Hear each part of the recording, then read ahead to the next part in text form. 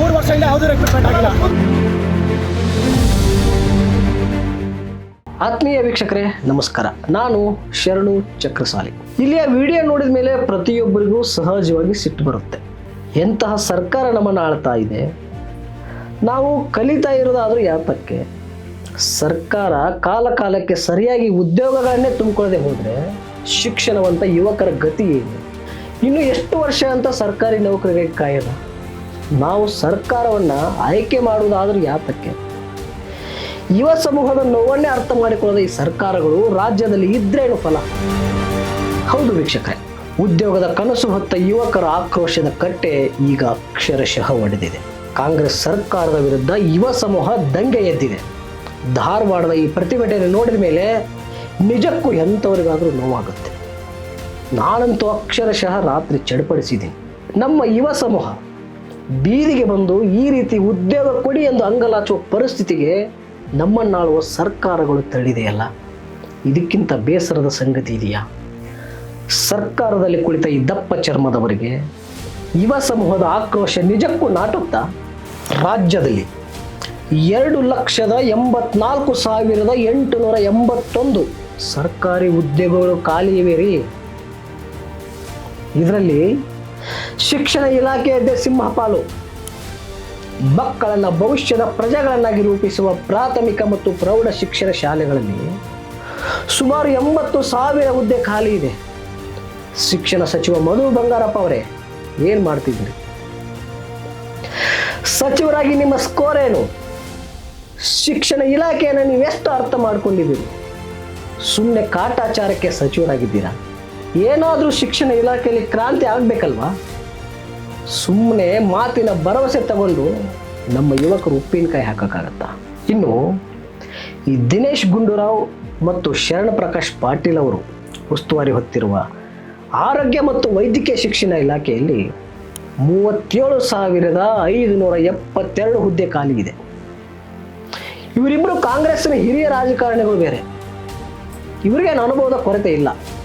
ಆದರೂ ಇಷ್ಟು ಹುದ್ದೆಗಳನ್ನು ತಮ್ಮ ಇಲಾಖೆಗಳಲ್ಲಿ ಖಾಲಿ ಉಳಿಸಿಕೊಂಡಿದ್ದಾರೆ. ಏನು ಹೇಳಬೇಕ್ರಿ ಇವರಿಗೆ? ಈ ವೈಟ್ ಕಾಲರ್ ರಾಜಕಾರಣಿಗೆ ಬರೋಣ. ಬಹುಶಃ ಹೀಗಂದರೆ ಬಹಳ ಮಂದಿಗೆ ಅರ್ಥ ಆಗಲ್ಲ. ನೋಡೋಣ, ತಿಳ್ಕೊಂಡು ಮಾತಾಡ್ತೀನಿ. ನನಗೆ ಮಾಹಿತಿಯೇ ಇಲ್ಲ, ಈ ಬಗ್ಗೆ ಮಾಹಿತಿ ತರಿಸ್ಕೊಂಡು ಮಾತಾಡ್ತೀನಿ. ಈ ರೀತಿ ಮಾತಾಡಿಯೇ ಸಾಕಷ್ಟು ಟ್ರೋಲ್ ಆಗಿರುವ ಗೃಹ ಮಂತ್ರಿ ಡಾಕ್ಟರ್ ಜಿ ಪರಮೇಶ್ವರ್ ಅವರ ಇಲಾಖೆಯಲ್ಲಿ 28,188 ಹುದ್ದೆಗಳು ಖಾಲಿ ಇವೆ. ಮಹಾನುಭಾವರೇ ಉತ್ತರಿಸಿ. ಹಾಗೆ ನಮ್ಮ ಕೊಪ್ಪಳದ ಶಿವರಾಜ್ ತಂಗಡಿ ವಿಚಾರಕ್ಕೆ ಬರೋಣ. ಇವರು ಪ್ರತಿನಿಧಿಸಿರುವ ಹಿಂದುಳಿದ ವರ್ಗಗಳ ಕಲ್ಯಾಣ ಇಲಾಖೆಯಲ್ಲಿ 11,000 ಹುದ್ದೆಗಳು ಖಾಲಿ ಇವೆ. ಈ ಸರ್ಕಾರದಲ್ಲಿ ಸೂಪರ್ ಆಕ್ಟಿವ್ ಮಿನಿಸ್ಟರ್ ಖ್ಯಾತಿಯ ಕೃಷ್ಣ ಬೈರೇಗೌಡ ಅವರ ಇಲಾಖೆ ಇತ್ತು. ಕಂದಾಯ ಇಲಾಖೆಯಲ್ಲಿ ನಿಜಕ್ಕೂ ಕೃಷ್ಣ ಬೈರೇಗೌಡ ಅವರು ಒಳ್ಳೆಯ ಕೆಲಸ ಮಾಡ್ತಿದ್ದಾರೆ. ಆದರೆ ಅವರ ಇಲಾಖೆಯ ಉದ್ಯೋಗದ ಗತಿ ಏನು? 10,867 ಹುದ್ದೆಗಳು ಕೃಷ್ಣ ಬೈರೇಗೌಡ ಅವರ ಇಲಾಖೆಯಲ್ಲಿ ಖಾಲಿ ಇವೆ. RSSಗೆ ಸಿಂಹ ಸಪ್ಪನದಂತೆ ಕಾಡ್ತಾ ಇರುವ ಸಚಿವ ಪ್ರಿಯಾಂಕಾ ಖರ್ಗೆ ಅವರ ಗ್ರಾಮೀಣಾಭಿವೃದ್ಧಿ ಇಲಾಖೆಗೆ ಬರೋಣ. ಇಲ್ಲಿ 10,504 ಹುದ್ದೆಗಳು ಖಾಲಿ ಇವೆ. ಈ ಉಲ್ಲೇಖಿಸಿದ ಇಲಾಖೆಗಳನ್ನು ಹೊರತುಪಡಿಸಿ ಉಳಿದ ಎಲ್ಲ ಇಲಾಖೆಗಳಲ್ಲಿ ಬರೋಬ್ಬರಿ 94,000 ಹುದ್ದೆಗಳನ್ನು ಸರ್ಕಾರ ಭರ್ತಿ ಮಾಡಬೇಕಿದೆ. ಒಟ್ಟಾರೆ ಎಲ್ಲ ಇಲಾಖೆಗಳನ್ನು ಲೆಕ್ಕ ಹಾಕಿ ನೋಡಿದ್ರೆ ಸರ್ಕಾರದ ಅಂಕಿಅಂಶಗಳೇ ಹೇಳುವಂತೆ ಸದ್ಯಕ್ಕೆ 2,84,881 ಹುದ್ದೆಗಳನ್ನು CM ಸಿದ್ದರಾಮಯ್ಯ ಸರ್ಕಾರ ತುಂಬಬೇಕಿದೆ. ಆದರೆ ನಿರ್ಲಕ್ಷ್ಯ ಮಾಡಿ ನಡೀತಾ ಇದೆ. ಇದೇ ಸಿದ್ದರಾಮಯ್ಯವರು ವಿರೋಧ ಪಕ್ಷದ ನಾಯಕರಾಗಿದ್ದಾಗ BJP ಸರ್ಕಾರದ ವಿರುದ್ಧ ಏನು ಟೀಕೆ ಮಾಡಿದ್ರು? ಸುಮಾರು 2 ಲಕ್ಷ ಹುದ್ದೆಗಳನ್ನು ಬೊಮ್ಮಾಯಿ ಸರ್ಕಾರ ಭರ್ತಿ ಮಾಡದೆ ಯುವ ಸಮೂಹದ ಬದುಕಿನ ಜೊತೆ ಸರ್ಕಾರ ಚೆಲ್ಲಾಟ ಆಡ್ತಾ ಇದೆ ಎಂದು. ಹಾಗಾದ್ರೆ ಸಿದ್ದರಾಮಯ್ಯ ಅವರು ಇದು ಮಾಡ್ತಾ ಇರೋದೇನು? ಇದಕ್ಕೆ ಸಿದ್ದರಾಮಯ್ಯರ ಕಡೆ ಸಾಕಷ್ಟು ಕಾರಣ ಇವೆ, ಆದರೆ ಅವೆಲ್ಲವೂ ರಾಜಕೀಯ ಕಾರಣಗಳೇ. ರಾಜಕೀಯ ಕಾರಣಗಳನ್ನು ತಗೊಂಡು ನಮ್ಮ ಉದ್ಯೋಗಾಕಾಂಕ್ಷಿಗಳು ಏನು ಮಾಡ್ಬೇಕ್ರಿ? ಧಾರವಾಡದ ಈ ಬೃಹತ್ ಪ್ರತಿಭಟನೆ ಬೀಸಿ ಸರ್ಕಾರಕ್ಕೆ ತಾಗ್ತಾ ಇದ್ದಂತೆ ಸಿದ್ದರಾಮಯ್ಯರು ಪತ್ರಿಕಾ ಪ್ರಕಟಣೆ ಹೊರಡಿಸ್ತಾರೆ. ನಾವು ಅಧಿಕಾರಕ್ಕೆ ಬಂದಾಗ 2,64,000 ಹುದ್ದೆಗಳು ಖಾಲಿ ಇದ್ವು. ಇದು ಒಂದೆರಡು ದಿನಗಳಲ್ಲಿ ಸೃಷ್ಟಿಯಾಗುವುದಲ್ಲ ಎಂದು BJP ಕಡೆ ಬೊಟ್ಟು ಮಾಡ್ತಾರೆ. ಹೌದು ಮಾರಾಯರೆ, ನೀವು ಹೇಳ್ತಿರೋದು ಅಕ್ಷರಶಃ ನಿಜ, ಯಾವ ಅನುಮಾನವೂ ಇಲ್ಲ. ಅದೇ ಕಾರಣಕ್ಕಲ್ವಾ ನಿಮಗೆ ರಾಜ್ಯದ ಬಹುಜನ ಪರ ಕೇಳಿದ್ದು. ನಾನು ಕೂಡ ಧಾರವಾಡದಲ್ಲಿ ಓದಿದಂತಹ ವಿದ್ಯಾರ್ಥಿ. ಈಗಲೂ ಕೂಡ ಧಾರವಾಡದ ಉದ್ಯೋಗಾಕಾಂಕ್ಷಿಗಳ ಬಾಯಲ್ಲಿ ಒಂದು ಮಾತಿದೆ, ಕೇಳಿ ನೋಡಿ. 2013ರಿಂದ 2018 ಅವಧಿಯಲ್ಲಿ ಸಿದ್ದರಾಮಯ್ಯವರ ನೇತೃತ್ವದ ಸರ್ಕಾರ ತುಂಬಿಕೊಂಡಷ್ಟು ಹುದ್ದೆಗಳನ್ನು ಯಾವ ಸರ್ಕಾರವೂ ತುಂಬಿಲ್ಲ. ಅದರಲ್ಲೂ ಪೊಲೀಸ್ ಕಾನ್ಸ್ಟೇಬಲ್ ಹುದ್ದೆ ಎಂದು ಸಿಕ್ಕಾಪಟ್ಟೆ ತುಂಬಿಕೊಳ್ಳಾಯಿತು. ಸೊ ಈಗಲೂ ಸಿದ್ದರಾಮಯ್ಯವರನ್ನ ಆ ಕಾರಣಕ್ಕಾಗಿ ಸಾಕಷ್ಟು ಜನ ನೆನೆಸ್ಕೊಳ್ತಾರೆ. ಸೊ ಅದಕ್ಕಾಗಿಯೇ BJP ಸರ್ಕಾರದ ಆಡಳಿತದಿಂದ ಬೇಸತ್ತಿದ್ದಂತಹ ಯುವ ಸಮೂಹ, ಅದರಲ್ಲೂ ಸ್ಪರ್ಧಾಕಾಂಕ್ಷಿಗಳು, ಸಿದ್ದರಾಮಯ್ಯ ಮತ್ತೆ CM ಆಗಲಿ ಅಂತ ದೇವರಿಗೆ ಬೇಡಿಕೊಂಡಿದ್ದಿದೆ. ಯಾಕೆ ಹೇಳಿ? ಹೆಚ್ಚು ಹೆಚ್ಚು ಉದ್ಯೋಗ ತುಂಬಿಕೊಳ್ತಾರೆ ಎನ್ನುವ ವಿಶ್ವಾಸ ಅವರದ್ದು. ಆದರೆ ಸಿದ್ದರಾಮಯ್ಯವರು ಈ ಅವಧಿಯಲ್ಲಿ ಆ ವಿಶ್ವಾಸವನ್ನು ಕಳ್ಕೊಂಡ್ಬಿಟ್ರು. ಇನ್ನು ಒಳ ಮೀಸಲಾತಿಗೆ ಸಂಬಂಧಿಸಿದಂತೆ ನ್ಯಾಯಾಲಯದಲ್ಲಿ ಪ್ರಕರಣಗಳು ನಡೀತಾ ಇರೋ ಕಾರಣದಿಂದ ಹಲವು ನೇಮಕಾತಿ ಪ್ರಕ್ರಿಯೆಗಳನ್ನು ತಾತ್ಕಾಲಿಕವಾಗಿ ನಿಲ್ಲಿಸಿದ್ದೇವೆ ಎನ್ನುವುದು ಸಿದ್ದರಾಮಯ್ಯವರ ಇನ್ನೊಂದು ವಾದ. ಅಲ್ರಿ, ಒಳ ಮೀಸಲಾತಿ ವಿಚಾರವನ್ನು ಹದಗಡಿಸಿದ್ಯಾರು? ನಾಗಮೋಹನ್ ದಾಸ್ ಅವರ ವರದಿಯನ್ನು ಕಸದ ಬುಟ್ಟಿಗೆ ಹಾಕಿ ನಿಮ್ಮ ರಾಜಕೀಯ ಕಾರಣಕ್ಕಾಗಿ ಒಳ ಮೀಸಲಾತಿಯನ್ನು ನಿಗದಿ ಮಾಡಿ ಈಗ ವಿದ್ಯಾರ್ಥಿಗಳ ಭವಿಷ್ಯದ ಜೊತೆ ಆಟ ಆಡ್ತಿದ್ರಿ.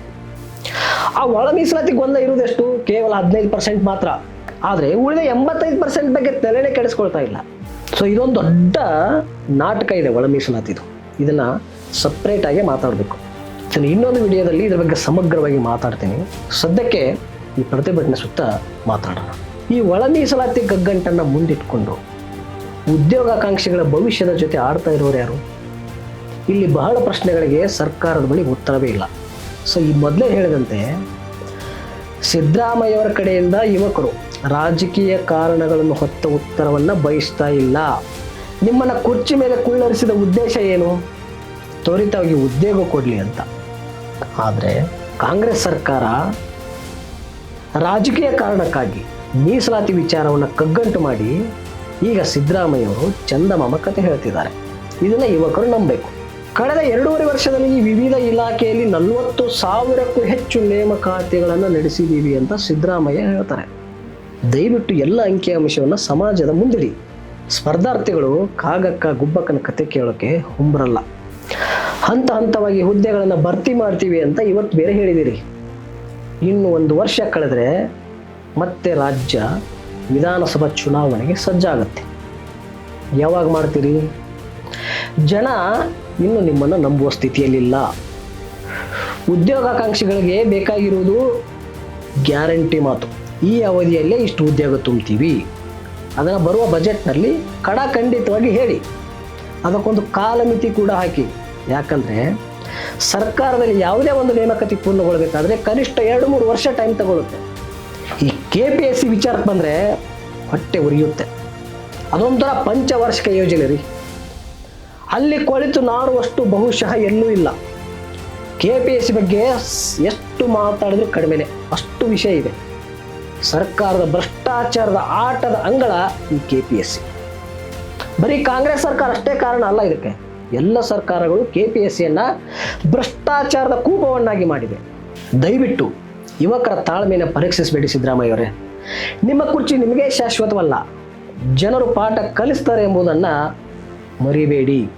ಈ ಉಳಿದ 2 ವರ್ಷದಲ್ಲಾದರೂ ಹೆಚ್ಚು ಉದ್ಯೋಗ ತುಂಬಿ ಯುವಕರ ಪಾಲಿಗೆ ಆಶಾ ಕಿರಣವಾಗಿ. ಈ BJP ಬಗ್ಗೆ ಅಂತೂ ಮಾತನಾಡದೆ ವೇಸ್ಟ್. ಆ ಪುಣ್ಯಾತ್ಮ ಮೋದಿ ವರ್ಷಕ್ಕೆ 2 ಕೋಟಿ ಉದ್ಯೋಗ ಸೃಷ್ಟಿಸ್ತೀನಿ ಅಂತ ಅಧಿಕಾರಕ್ಕೆ ಬಂದು ಜನರನ್ನು ಪ್ರತಿ ಬಾರಿಯೂ ಮಂಗು ಮಾಡ್ತಾನೆ ಇದ್ದಾರೆ. ಆದರೂ ಜನ ಮೋದಿ ಬಗ್ಗೆ ಎಚ್ಚೆತ್ಕೊಂಡಿದ್ದಾರಾ? ಇಲ್ಲವೇ ಇಲ್ಲ. ಜನ ಮರಳು ಜಾತ್ರೆ ಮರಳು ಎನ್ನುವಂತೆ ಮೋದಿ ಮಾತಿಗೆ ಮರಳಾಗಿ ಇಡೀ ದೇಶ ಕೊರಳೊಡ್ಡಿದೆ. ಯಾವಾಗ ಉರುಳು ಬಿಗಿಯಾಗುತ್ತೋ ಗೊತ್ತಿಲ್ಲ. ಉದ್ಯೋಗಾಕಾಂಕ್ಷಿಗಳ ಪ್ರತಿಭಟನೆಗೆ ಬೆಂಬಲ ಸೂಚಿಸುವ ನೈತಿಕತೆಯನ್ನೇ ರಾಜ್ಯ BJP ಕಳ್ಕೊಂಡಿದೆ. PSI ಕ್ರಮವನ್ನು ನಾನೇ ಸರಣಿ ಸಮೇತ ಬರೆದಿದ್ದೀನಿ. ಅಲ್ಲಿಯ ಒಂದೊಂದು ಕಥೆಯು ಬೆಚ್ಚಿ ಬೀಳಿಸುತ್ತೆ. ಇಂತಹ ಆರೋಪ ಹೊತ್ತ BJP ನಾಯಕರು ಧಾರವಾಡದ ಪ್ರತಿಭಟನೆಯಲ್ಲಿ ಭಾಗಿಯಾಗಿದ್ದು ನಿಜಕ್ಕೂ ನಾಚಿಕೆಗೇಡಿನ ಸಂಗತಿ. ಉದ್ಯೋಗಾಕಾಂಕ್ಷಿಗಳು ಬಿಜೆಪಿ ನಾಯಕರ ವಿಚಾರದಲ್ಲಿ ಬಹುಶಃ ತಾಳ್ಮೆಯಿಂದ ವರ್ತಿಸಿದ್ದಾರೆ. ನನ್ನ ಪ್ರಕಾರ ವರ್ತಿಸುವ ಅಗತ್ಯ ಇರಲಿಲ್ಲ. ಸಮಯ ಸಿಕ್ಕಾಗ ಪಾಠ ಕಲಿಸಬೇಕಿತ್ತು. ಯಾಕಾದರೂ ನಾವು ಇಲ್ಲಿಗೆ ಬಂದಿದ್ದೀವಿ ಅಂತ ಬಿಜೆಪಿ ನಾಯಕರಿಗೆ ಅನಿಸ್ಬೇಕಿತ್ತು.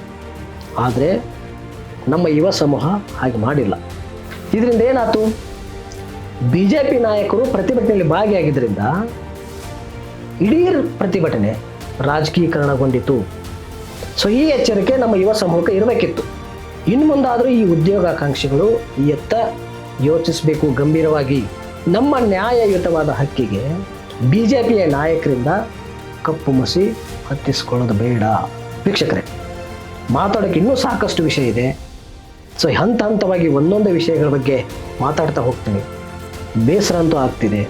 ಈ ಉದ್ಯೋಗಾಕಾಂಕ್ಷಿಗಳನ್ನು ಈ ರೀತಿ ಬೀದಿಯಲ್ಲಿ ಬಿಟ್ಟು ಮೋಜು ಮಾಡುವ ರಾಜಕೀಯ ನಾಯಕರಿಗೆ ಧಿಕ್ಕಾರ ಇರಲಿ. ನೊಂದವರ ನೋವು ನೋಯ್ದವರತ್ತ ಬಲ್ಲರು. ಅಕ್ಮಾದೇವಿ ಮಾತು ನೆನಪಾಗ್ತಿದೆ. ನಮಸ್ಕಾರ.